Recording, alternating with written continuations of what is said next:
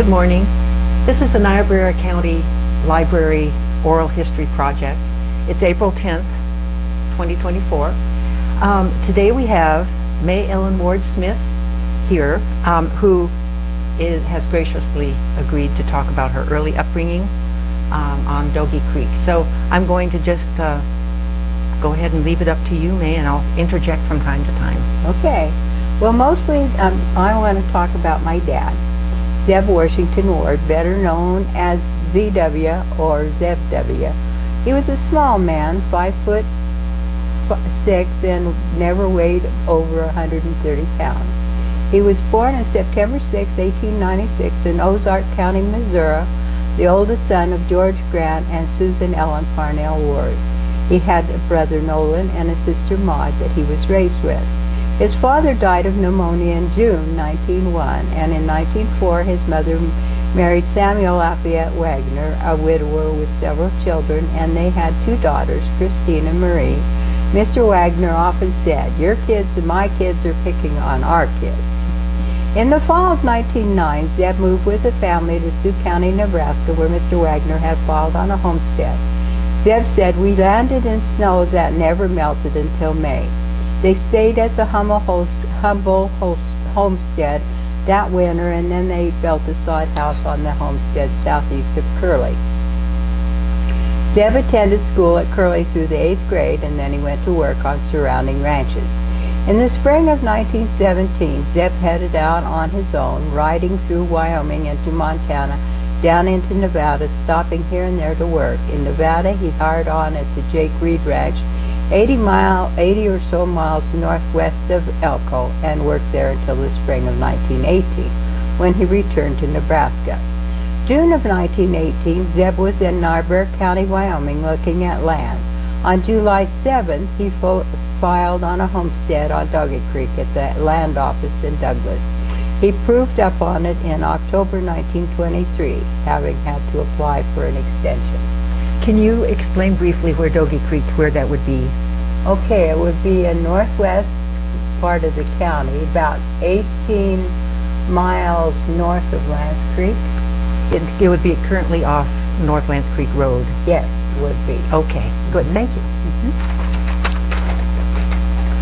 Zeb enlisted in the Army on August 11, 1918 at Harrison, Nebraska, and got into the Coast Artillery, 4th Company, 3rd Battalion, 164th DB, and was stationed at Fort Winford, Scott, in California. His company was scheduled to go overseas when most of them came down with the flu, and by the time they had recovered, the war had ended. Zeb was discharged Christmas morning in 1918 at the Fort Riley, Kansas. He was put on a train, and he said, "They shipped me the long way, so it took me 6 days to get home." On May 2nd, 1919, Zeb established residence in Wyoming. He was accompanied by his brother Nolan, who filed on a homestead south of Zeb's. That summer, the brothers worked on fencing, improving the homestead. On Zeb's, they built a 16-foot by 20-foot house near a spring, a small barn, and dug a cellar. They also designed their own brand, Spear Running W, and had it recorded on September 19, 1919. Zeb purchased Nolan's share in 1925, and the brand now belongs to Zeb's daughter May. That fall, Nolan went to work in the Osage ore field in Weston County until he came down with the flu. Zeb went to Newcastle and helped nurse him. When Nolan was well enough, he went to his mother's at Craig, Missouri, where the Wagners had moved after selling their homestead in Nebraska in 1919. Nolan didn't return to Wyoming except to visit after that. He became an archaeologist and worked for the American Museum of Natural History for 40 years. Samuel Wagner passed away in 1933, and Susan sold their Missouri property and lived with her children after that. Susan passed away September 11, 1966. Despite all the work involved in establishing a homestead, Zeb found a little time for courting. On one of his trips back to Sioux County, Nebraska to visit his mother, he had met Ruth Hockett at a dance. Ruth was the youngest child of Alvin and Ida Linville Hockett. She was born Christmas Day, 1903 in Brush, Colorado. The Hocketts were traveling by a team and 2 connected wagons on their way to Nebraska to homestead. Ruth had 5 siblings: Daisy, Charlie, Ellen, Clara, and Arthur. Alvin was a traveling photographer. The smaller wagon was where the family cooked and ate. The larger wagon, which had scenic backgrounds on 2 walls, was a photograph wagon, where indoor photos were taken and the family slept. When Alvin homesteaded in Sioux County, 3 miles south of the Niobrara River, the photo wagon became part of their home. Ruth attended Sunny Slope School, which was about 1.5 miles from their place. It was a sod building at first and then a wooden one. Ruth either walked, rode horseback, or caught a ride in a neighbor's buggy. And where exactly would that be now? Where Alvin was? Okay, so it would be south of Harrison, and you would go down to the Agate, and you would go, I don't know, you would go east, I don't know, several miles, and then you'd turn across the Niobrara River, and then it was just across. South. Oh, so it was down on River Road, that's called. Yeah. Yes, and it was east of Agate a couple of miles. Oh, it was probably further than that, but I'm not sure just how far, but then you went across the Niobrara River there, and then I don't know, it was about 3 miles to turn off to his homestead. And then they were right on the river? No, they were out further. Okay, good, thanks.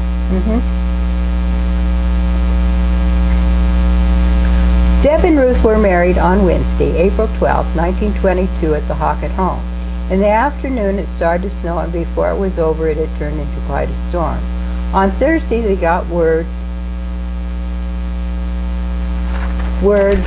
that they were to be chivaried, and so Zeb rigged up a bell to let them know when the group arrived, and about 10 p.m. the bell went off.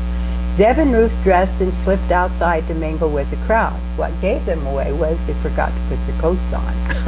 Then on Saturday night, a reception was held for them, so between the festivals and the snow, they didn't get started to Wyoming until the next Wednesday. They had a team pulling 2 connected wagons. Ruth's brother Arthur was traveling with them, as he had purchased Nola's relinquishment. The first night they stayed in Harrison, the second in Lusk, the third at Krejci's, getting to the homestead about 3 p.m. on Saturday. Jimmy Krejci later told May that he had offered Zeb his Model T to take to Nebraska to be married, but Zeb had declined, saying he couldn't get everything in the car. That evening they sat down to eat Ruth's first meal on the homestead, and when they tasted the mashed potatoes, they discovered someone had switched the salt and the sugar. And wondering what other surprises could pop up, they dressed to go across the creek to Emo and Mary Wills's, who were having a get-together dance for them. Some of the neighbors attending were John O'Shea's, Frank Johnson's, Wilbur Rompler's, John Jolly, Warren Dewell's, Hogg Brothers, Raleigh Sattler's, Bill Barker's, Art Hitchcock, Ed Robinson, and Smith Brothers. And could you remind me what year this is now? 1922. Great, thank you. They danced square dances, 2 steps, and waltzes until daylight, with cake sandwiches, coffee, and probably a nip or 2 outside being served. And when they got home, they discovered someone had put sticks in their bed. Arthur stayed with Zeb and Ruth that summer while crops were put in and the tar paper shack was built on his homestead. Ruth kept busy planning and caring for a big garden. Then Zeb and Arthur got work building a schoolhouse west of Zeb's, near Robinson's. Zeb and Arthur had stopped at the homestead for lunch in late August when 3 men rode in with the news of a tragedy. They reported that Emo Wills had been found south in a draw, hanging lifeless from a turned-over saddle with 1 foot still fastened in the leather above the stirrup. Who is that again? Emo Wills. Emo Wills, okay. This was a shock to the entire neighborhood. There was much speculation about what had happened. There was even a suggestion of foul play, but it was officially ruled an accident. Mary Wills had the horse shot. For a time she went back and forth between their place and Lusk, and then she leased the land and stayed in Lusk. In March of 1923, Zeb and Ruth experienced their own tragedy. Ruth had gone into Lusk to have their first baby. She was staying at Emma Marsh's nursing home when Grace Vera was born on March 30th. Grace only lived a couple of days, dying on April 2nd. That day, Zeb had gone over to Albert Rochelle's down on Lance Creek for a load of wood. Rochelle's had a phone, so Zeb called Mrs. Marsh about the baby, and while he was there, on being told the baby had died, he took the wagon back home, got his saddle horse, and was in Lusk by 8 p.m. He stayed, buried the baby in the Lusk cemetery, and went back to the homestead. About a week later, Arch Hitchcock came to Lusk for groceries, and Ruth rode home with them.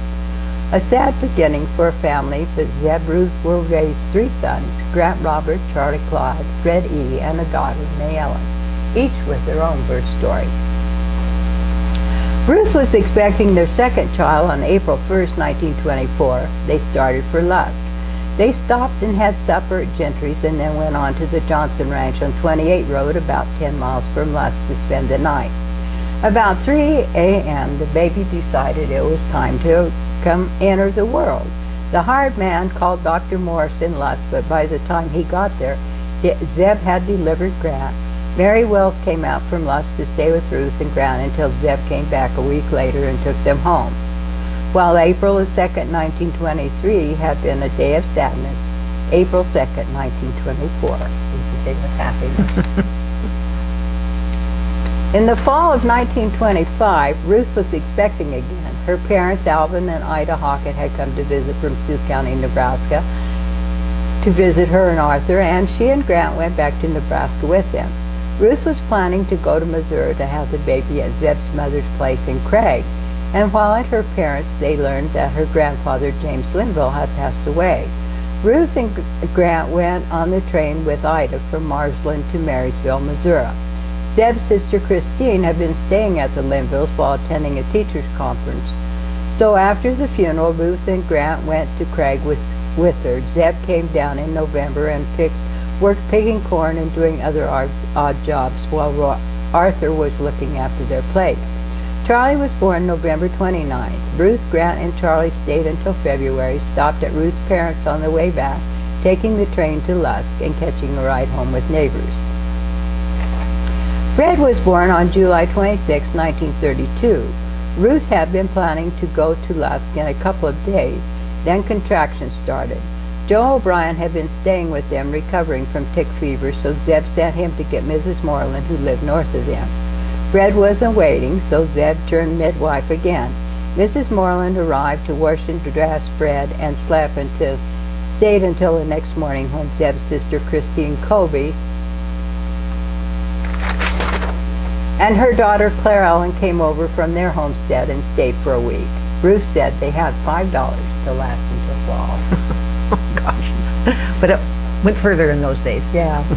The only really exciting thing about May's birth was that she was a girl. She was born on John Wayne's 36th birthday on May 26, 1943 at Edna Manring's nursing home on Main Street in Lusk. She was named by her brothers with both grandmothers' middle names and totally spoiled, as she was the youngest child on both sides of the family. And I have to tell you that Darrell Manring just loved to tell everybody where I was born when he's in the library here.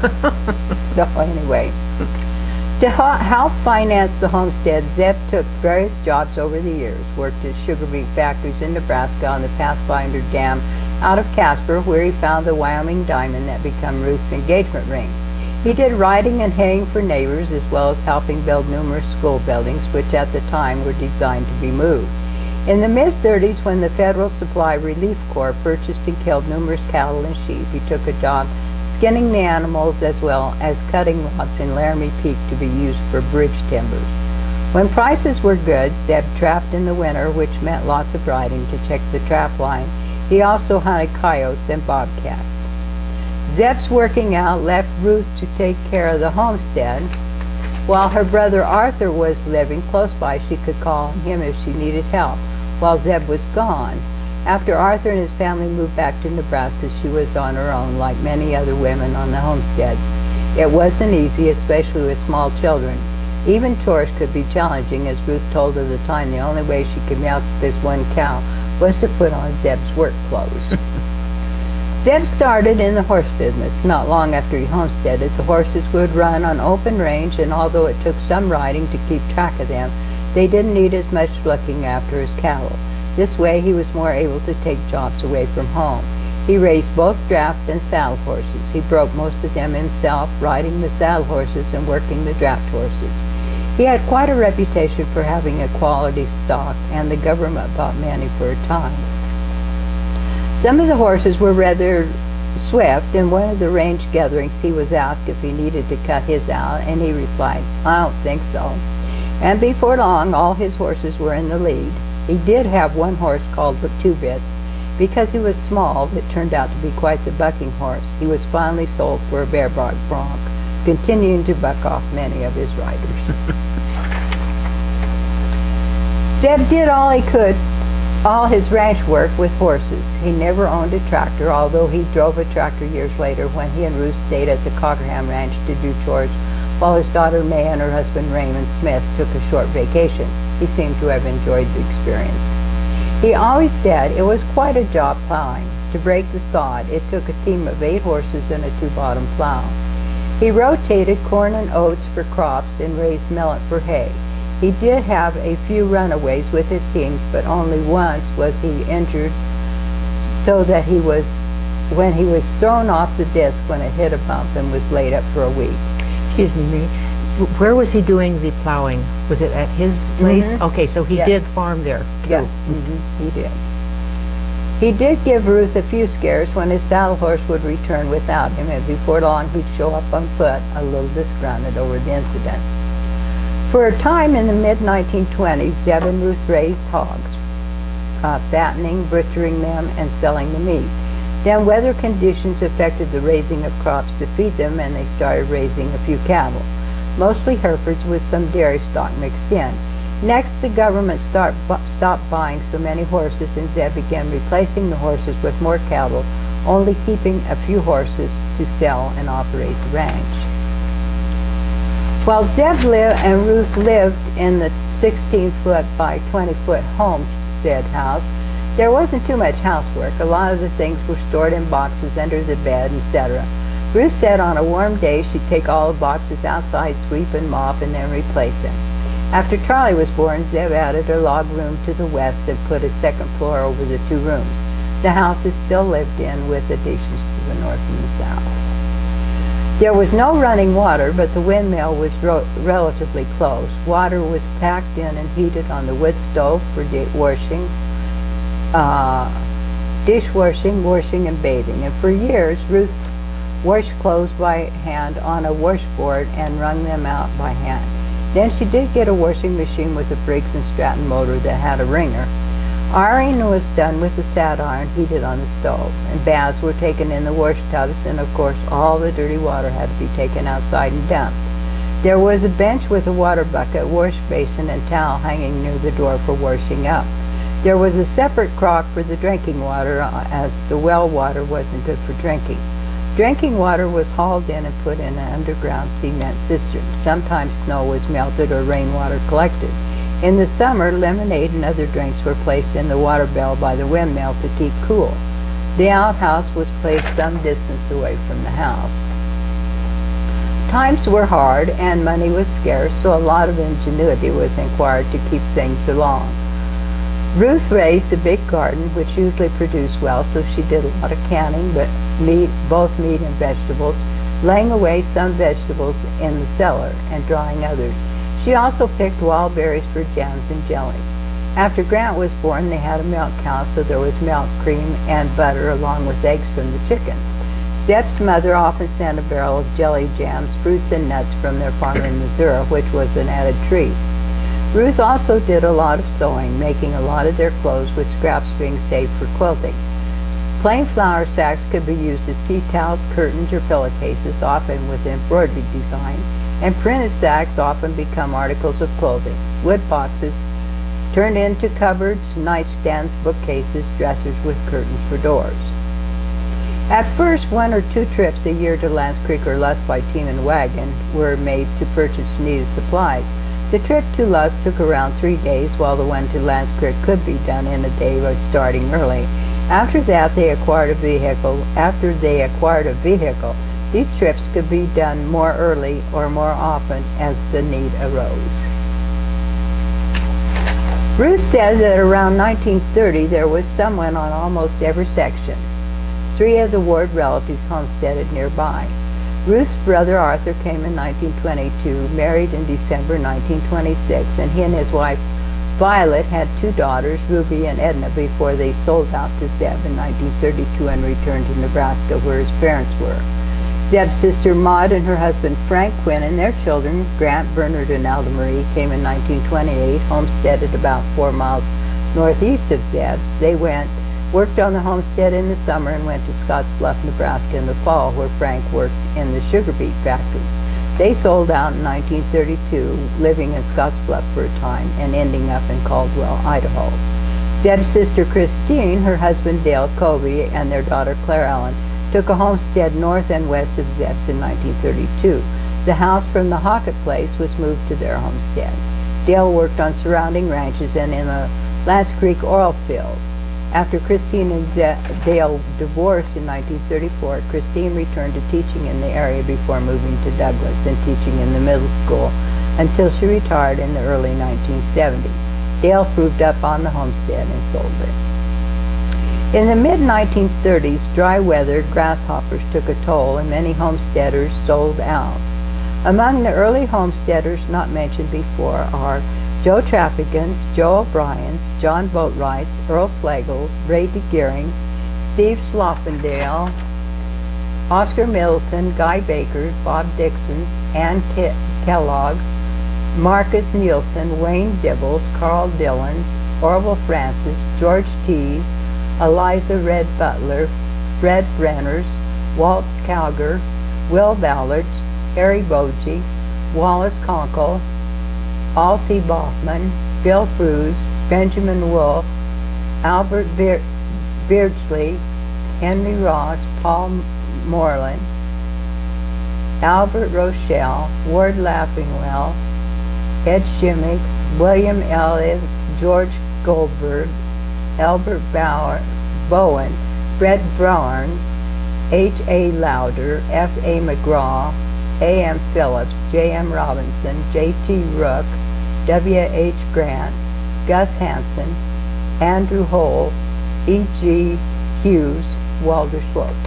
And what geographic area would all of these have been Oh, in? they would probably been in a 50-mile radius, I suppose.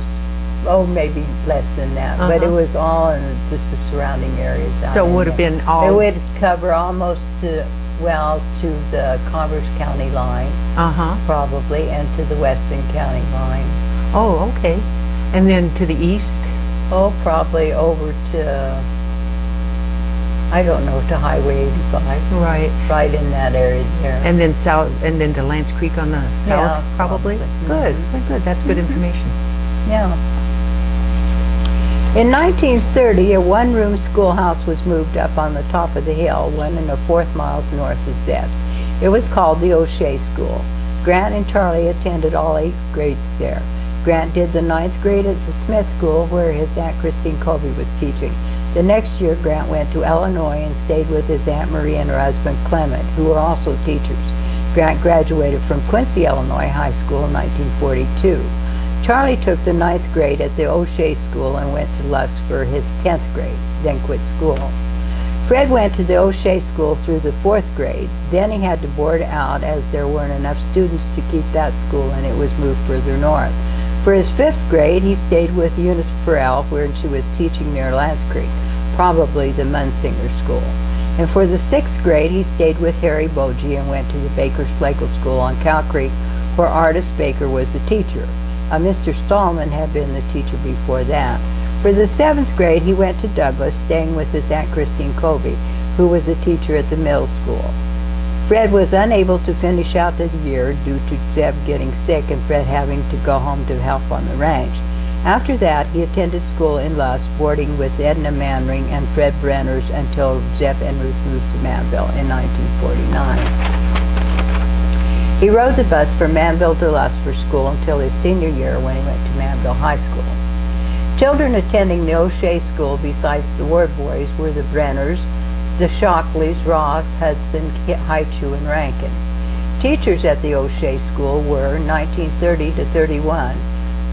Don't know the first part of the year, but Emma Howard from Manville finished the term. In 31 to 32, Leola Ownby. She boarded with the Wards, as did Lyman and Fern Brenner. In 32 to 33, Ruth Tees. 33 to 34, a Miss Taylor.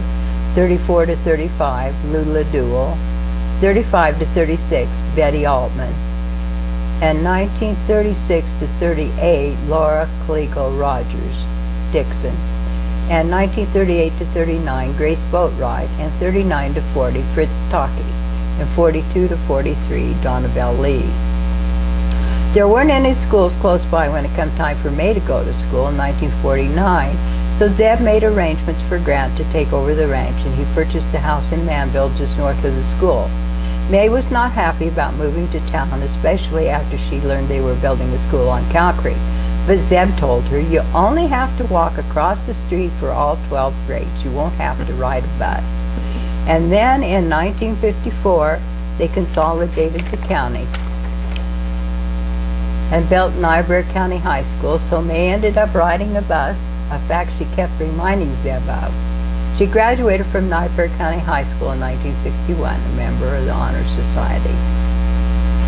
Unless it was something really serious, most illnesses and accidents were attended to at home.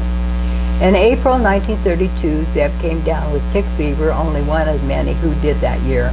Along with the fever, a pus pocket gathered on his jaw, which later broke. The doctor thought that helped him recover from the fever. In mid-February 1933, the boys caught cold, which turned into pneumonia. First it was Charlie. Zeb took him to Lusk and he stayed with the Calgers. Then Fred got worse. Chris Jost took Ruth, Grant, and Fred to Lusk. They stayed at the Fagan house where Mary Wills was housekeeper and nanny for the Fagan boys. And when pneumonia hit Grant, they moved to the Manring Nursing Home and were there until all the boys recovered. Where's the Manring Nursing Home now?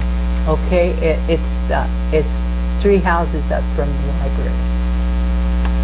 Which way is up? North? South. South.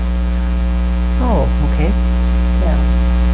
It's the one, let me see, it's there, and then Recklings is the next one, and then the motel is right there. Oh, okay.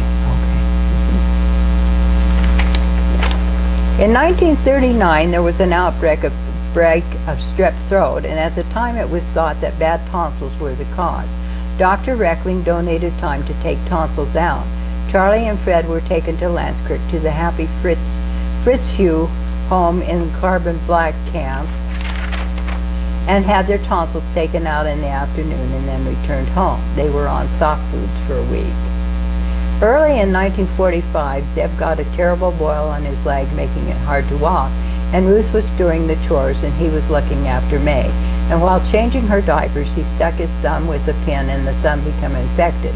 Soaking didn't seem to help, so Dr. Torkelson split it open to the bone and didn't stitch it, but that didn't solve the problem. And Zeb finally ended up going to a doctor in Douglas and was able to get it healed after 2 months, but it left a scar, which May was always conscious of. He never let you forget that. Yeah. Why don't we pause here? Okay, and we'll continue with episode 2 in a moment. Okay?